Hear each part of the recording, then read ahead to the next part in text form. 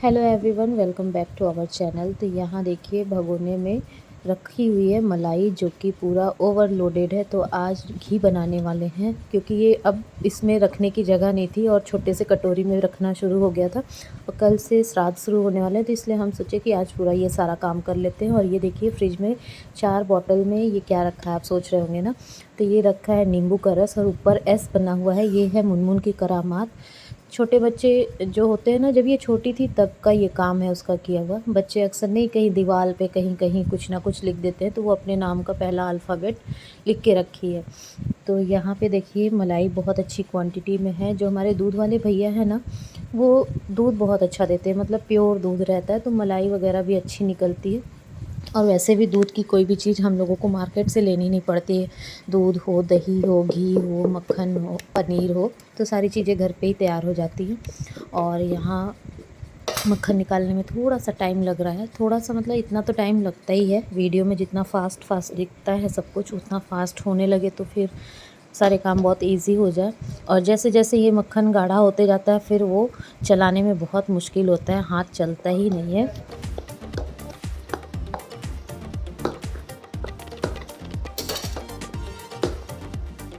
और यहाँ पे अब देखिए मक्खन अब तैयार हो चुका है। तो इसमें थोड़ा पानी डालेंगे, 1.5 से 2 गिलास के करीब, और इसको अच्छे से मिक्स करेंगे और फिर मक्खन अलग हो जाएगा और जो ये छाछ रहता है ये अलग हो जाएगा। वैसे सर्दियों में ये छाछ पीने के काम में आ जाता है, लेकिन अभी का जो टाइम है ना, तो ये छाछ पीने लायक नहीं रहता, बहुत अजीब सा तीखापन इसमें टेस्ट आता है।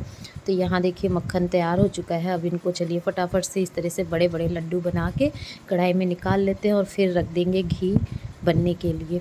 और ऐसा करने में ना बहुत अच्छा लगता है, मतलब जैसे बच्चे खेलते नहीं हैं वो वाली फीलिंग आती है कि गोल गोल लड्डू बना रहे हैं हाथों से। और जो थोड़ा लास्ट का बच जाता है वो इस तरीके से छन्नी से हम निकाल लेते हैं अलग। और मेरी एक कोशिश रहती है कि कुछ भी वेस्ट ना हो, तो उसको खरोच खरोच के निकालते जाते हैं। तो ये हो गया अच्छी क्वांटिटी में मक्खन तैयार और इसको अब रख देते हैं गैस पे, धीमे धीमे आंच पे ये घी तैयार होते रहेगा। तो ये एक टास्क ख़त्म हुआ। अगला टास्क था ये, यहाँ पे ये रेड वाले बास्केट में देखिए मौसम्मी, और ये तीनों जो डलिया है इसमें है नींबू। तो सबसे पहले मौसम्मी का जूस तैयार करेंगे। ये मौसम्मी जो है ये भी हमारे खेत से ही निकला हुआ है। लास्ट वाले व्लॉग में आपने देखा ही था कि पापा मौसम्मी और नींबू सब लेके आए थे। तो यहाँ आंटी हमको कह रही क्या कर रही, तो हम बोले कि नींबू और मौसम्मी में एक दो ना ऐसे हैं कि फ़र्क पता नहीं चल रहा है, इसलिए थोड़ा सूंघ के देख रहे हैं कि नींबू है या मौसम्मी है। तो ये काट के तैयार कर लेते हैं। और ये जो जूसर है ये ऑनलाइन ही हम लिए थे और काफ़ी अच्छा निकला। जब भी मौसम्मी हमारे यहाँ इस तरह से खेत में तैयार होता है तो ये जूसर हम लोगों को बहुत काम आता है, स्पेशली इसीलिए ये जूसर ख़रीदे ही थे। और इसमें बहुत अच्छे से फ्रेश जूस निकल जाता है, वेस्टेज बिल्कुल भी नहीं होता है। तो सारी चीज़ें सेट कर ले पहले, देखिए गिर गया तुरंत, तो इसको अच्छे से सेट कर लेते हैं और फिर निकालते हैं फ्रेश मौसम्मी का जूस।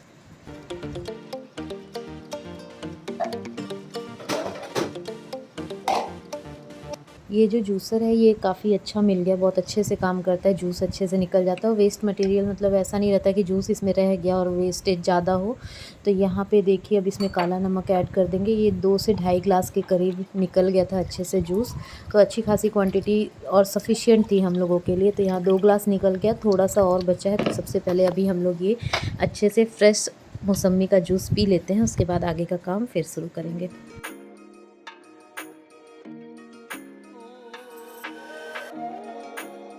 जूस वूस पीना हो गया था, उसके बाद इधर आ गए थे घी देखने के लिए। तो घी धीमी धीमी आंच पे तैयार हो रहा है, ये अच्छे से 1 डेढ़ घंटे में तैयार हो जाएगा।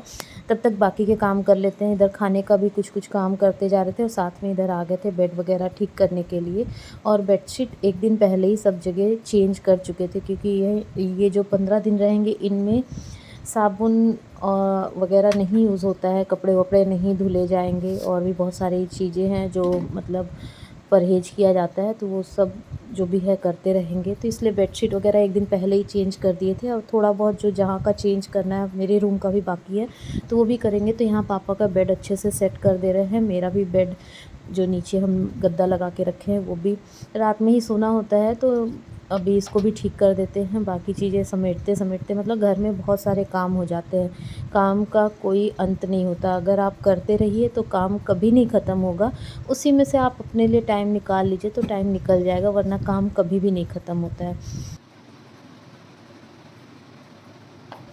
ये मुनमुन के टैडी, एक को ये पैंट पहना के गई है, एक को ये डायपर। और उसकी सख्त हिदायत रहती है कि मम्मा कोई भी आए, कोई भी बच्चा आए तो मेरे टैडी को छेड़े ना, तो बहुत संभाल के वहीं रखते हैं जहाँ वो रख के गई है। तो अभी इस रूम की भी सफाई कर लेते हैं क्योंकि कल से लग जा रहे हैं पितृपक्ष, फिर कपड़े वगैरह नहीं धुलने हैं और सब कुछ। तो सारी सफाई तो हो गई थी, पापा के रूम का भी बेडशीट वगैरह चेंज कर दिए थे, बस इस रूम का रह गया था तो वो भी चेंज कर लेते हैं।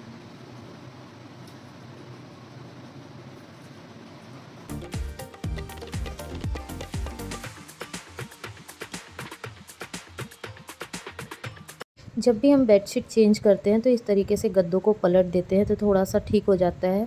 और गद्दों के नीचे इस तरीके से कुछ ना कुछ हमको लगता है सभी के घरों में रखा रहता होगा, जहाँ तक हमको लगता है।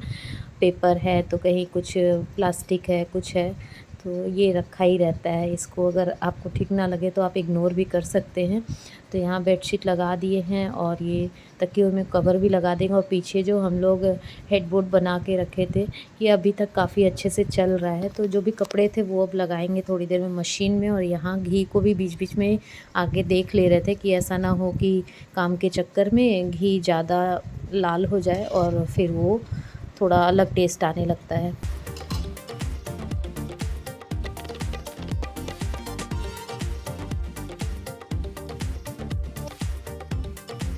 लगे हाथ यहाँ जो भी कपड़े निकले थे उनको आज ही के आज क्लीन कर लेना था, क्योंकि कल से फिर वैसा कोई कपड़ा धुलेगा नहीं, बस जो आप निकालते जाइए वो निकलते जाएगा। तो यहाँ मशीन लगा दे रहे हैं और आज हवा भी सुबह के टाइम अच्छी खासी चल रही है।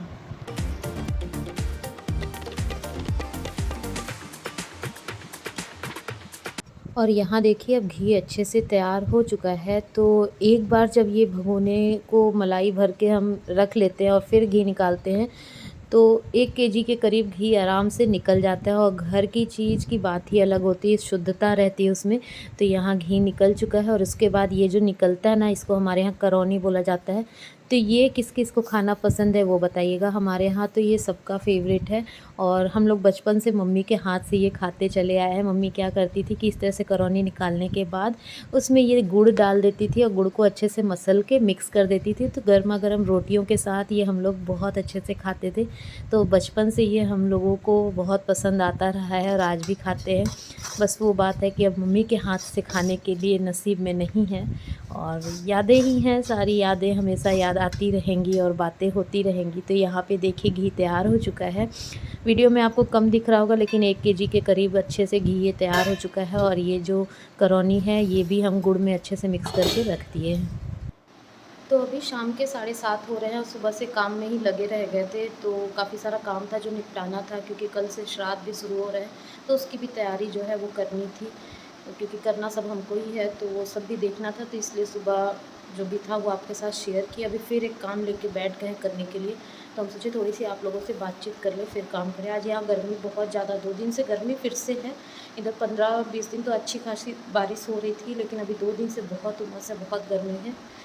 तो अभी करने जा रहे हैं ये इतने सारे जो नींबू देख रहे हैं इनका रस निकाल के, जैसे हम बॉटल में रखे हैं उसी तरीके से रखेंगे पूजा के लिए। कि बहुत सारे नींबू हैं तो हमारा स्टॉक तो तैयार हो गया, जो मतलब हमको काम आ जाएगा पूरे साल। और ये नींबू हैं तो इनको भी हम इनका रस निकाल के बॉटल में रख देंगे और फिर जब अगर पापा जाएंगे पूजा के घर तो लेते जाएंगे, उसके काम भी आ जाएगा। टाइम तो बहुत लगेगा और हाथ भी इसमें सूज जाते हैं, क्योंकि ना ऐसे से निचोड़ने के लिए करना होता है तो ये पूरे हाथ मेरे सूज जाते हैं। ये पूरा स्वेलिंग है ये। और जो नींबू गाड़ने वाला जो होता है उससे होता नहीं, क्योंकि इसका साइज़ काफ़ी बड़ा है, ऑरेंज जैसा साइज़ है। तो ये हाथ से ही करना होगा। तो अभी हम बैठ गए हैं ये करने और गर्मी बहुत ज़्यादा हो रही है, तो अभी एक सारा काम निपटा लेते हैं। चलिए फटाफट से।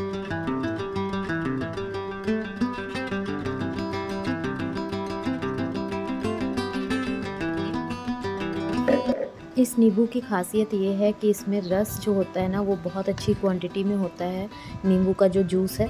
और जब ये वाला काम करते हैं ना तो पूरे घर में इसकी खुशबू इतनी अच्छी आती है, ऐसा लगता है कि रूम फ्रेशनर मतलब डाला गया हो और ये रूम फ्रेशनर का काम करता है। तो यहाँ पे देखिए आप खुद कि कितनी अच्छी क्वांटिटी में इसमें जूस है। तो अभी ये वाला काम कर लेते हैं, इसमें टाइम काफ़ी लगेगा।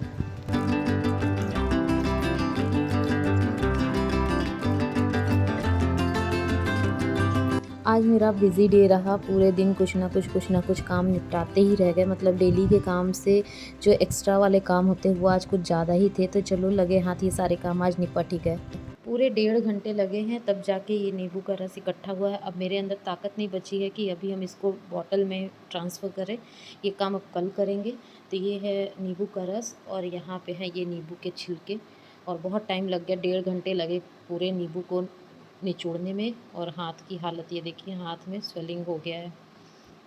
1.5 घंटे से लगातार नींबू का रस निकालते निकालते हाथ में स्वेलिंग हो गई है। तो चलिए अब इस ब्लॉग को यहीं पे एंड करते हैं, मिलते हैं एक नए ब्लॉग में। और काफ़ी थक गए हैं अब हम, तो इसको अभी ढककर ऐसे ही फ्रिज में रखने वाले हैं और कल इसको स्टोर करेंगे कांच के बॉटल में।